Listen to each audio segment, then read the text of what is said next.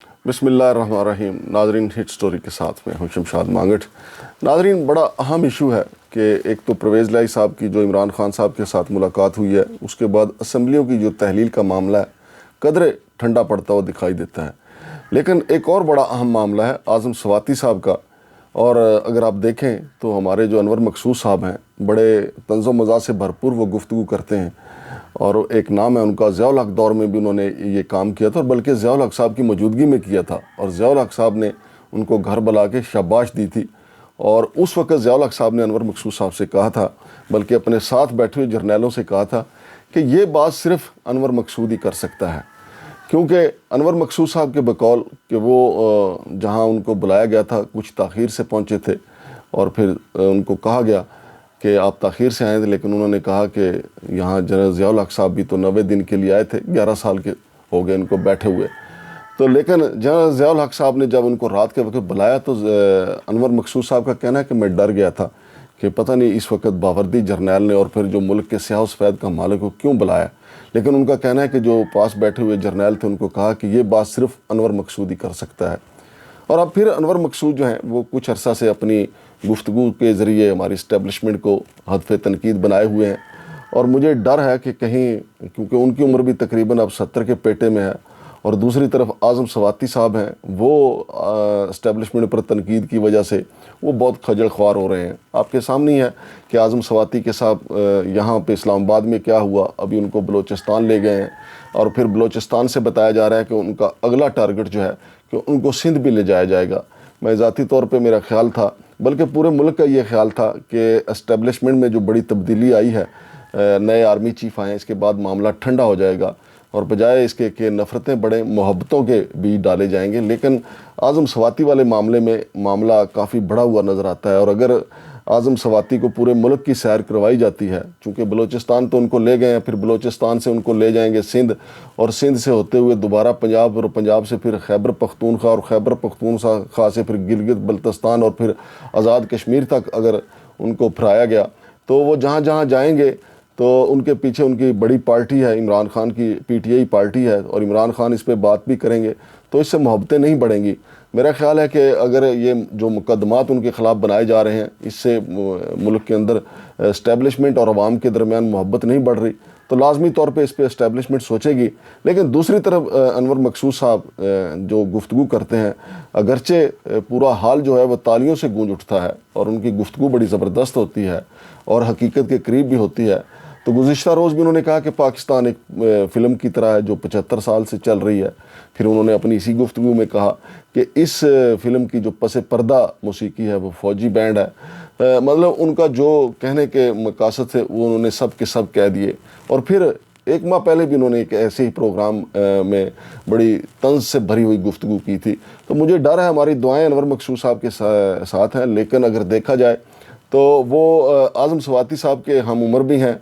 और आज़म स्वाति साहब की तरह तो खैर नहीं, वो ज़रा अल्फाज में छुपी हुई तनकीद कर रहे हैं, लेकिन वाज़े जो है उसका टारगेट जो है हमारी इस्टेब्लिशमेंट ही है। तो मेरी दुआ है कि अल्लाह सब के कपड़े सलामत रखे,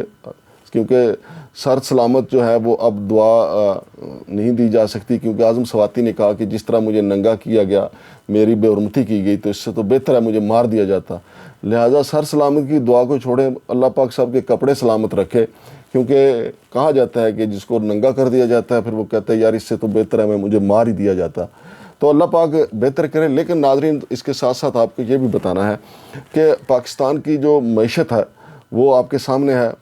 हुकूमत भी इस बात को मान रही है, अपोजिशन भी इस बात को मान रही है, इस्टेब्लिशमेंट भी इस बात को मान रही है कि मुल्क की मईशत जो है वो बहुत कमज़ोर है। और ख़तरनाक बात यह है कि जहाँ से हम कर्ज़े लेते हैं, IMF, इंटरनेशनल मॉनिटरिंग फ़ंड, इसमें तो कोई शक नहीं कि इंटरनेशनल मॉनिटरिंग फ़ंड अमेरिका का नहीं बल्कि इसराइल का बगल बच्चा है। और आजकल जो उनको हेड कर रही हैं वो हिंदुस्तानी खातून है। हिंदुस्तान ने कभी भी पाकिस्तान को अच्छी नज़र से नहीं देखा, ना बल्कि पाकिस्तान को तस्लीम नहीं किया। और इसराइल वाले तो वैसे ही पाकिस्तान के बहुत सख्त खिलाफ हैं, ना पाकिस्तान उनको मानता है ना वो पाकिस्तान को मानते हैं,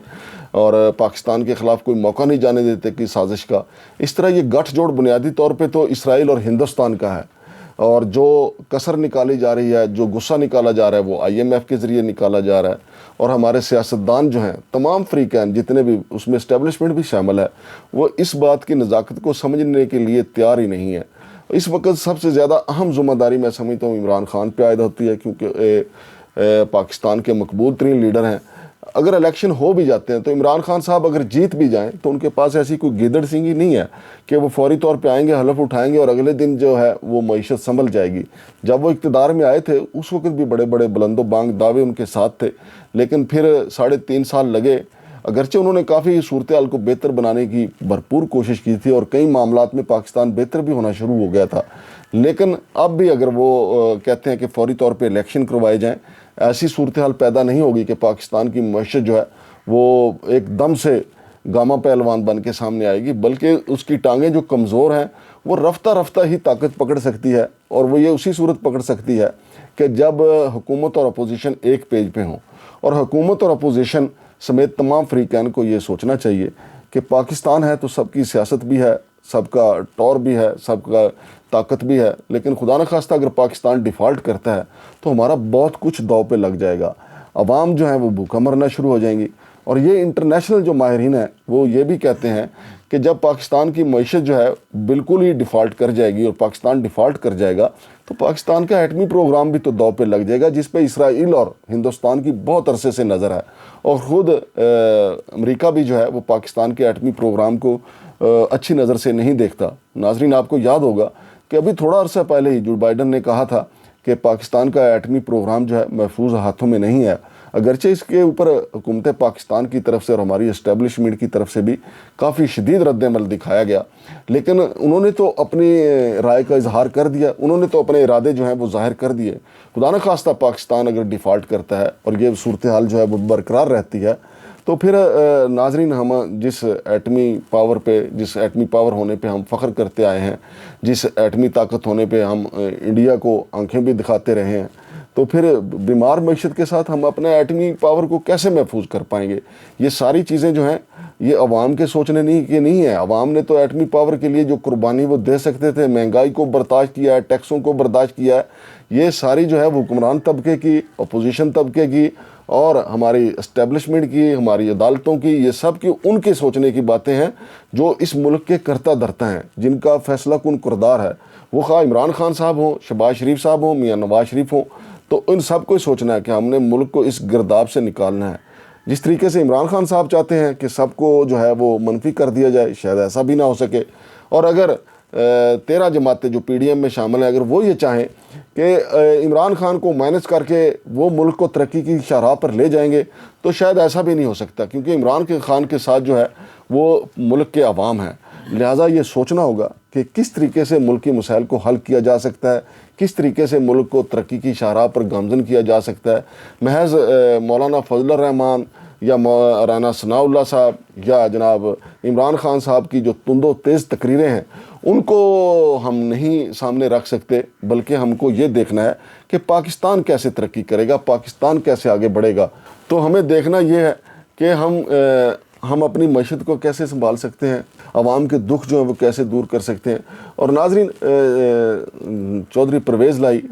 جو آج کل بڑے انٹرویو بھی دے رہے ہیں، لیکن میں سمجھتا ہوں کہ وہ عمران خان کو جو مشورے دے رہے ہیں وہ بالکل درست اور صائب مشورے ہیں اور وہ حقیقت کے قریب ہیں۔ لوگ جو ہیں وہ چودھری پرویز لائی کا ایک رخ دیکھتے ہیں، مونس لائی کے اس رخ کو دیکھتے ہیں کہ وہ باجوہ کی بی ٹیم تھے، بلکہ باجوہ کی سی ٹیم تھے۔ باجوہ کی تو کئی ٹیمیں تھیں، باجوہ کی بی ٹیم الگ تھی، PDM کے ساتھ ان کے مراسم الگ تھے، چودھری شجاع حسین کے ساتھ ان کے مراسم الگ تھے، چودھری پرویز لائی مونس لائی کے ساتھ ان کے مراسم الگ تھے، شاہد خاقان عباسی، خواجہ آصف اور ملک احمد خان ان کی ایک الگ سے مسلم لیگ نون کے اندر ایک الگ سے ٹیم تھی جو ان کے لیے کام کر رہی تھی۔ لیکن چودھری پرویز لائی کا عمران خان کو یہ مشورہ دینا کہ فی الحال انہیں اپنی صحت پہ توجہ دینی چاہیے اور 3-4 ماہ جو ہے وہ ریسٹ کرنی چاہیے، یہ ایک بالکل درست مشورہ ہے، کیونکہ عمران خان کی مقبولیت کہیں نہیں جا رہی۔ عمران خان کے جو فالورز ہیں وہ جانتے ہیں کہ ان کا جو قائد ہے ان کو گولیاں لگی ہیں، وہ زخمی ہیں، اور پھر وہ ویڈیو لنک کے ذریعے جو خطاب کرتے ہیں اپنے ورکروں کا لہو گرماتے رہتے ہیں۔ لیکن اس صورتحال میں اگر وہ خیبر پختونخوا اسمبلی اور پنجاب اسمبلی بھی توڑ دیتے ہیں تو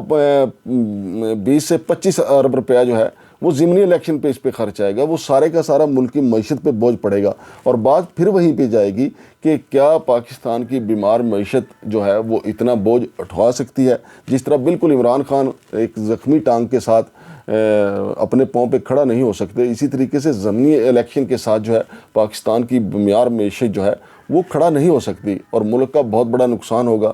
تھوڑا ویٹ کرنا چاہیے، اور مجھے امید ہے، ویسے عمران خان صاحب نے جب مذاکرات کا کہا تو خواجہ سعد رفیق اور ان کے جو ساتھی ہیں ان کی بغلوں سے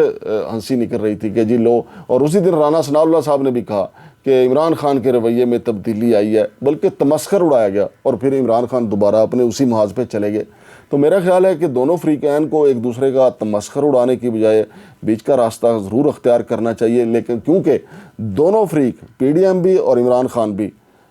سیاست تو عوام کے نام پہ ہی کرتے ہیں، تو پھر عوام کے اگر دونوں کو خیال آئے تو دونوں بیٹھ کے یہ سوچیں کہ عوام کی بہتری کس طریقے سے ہو سکتی ہے۔ شمشاد مانگٹ کو اجازت دیجیے، اللہ حافظ۔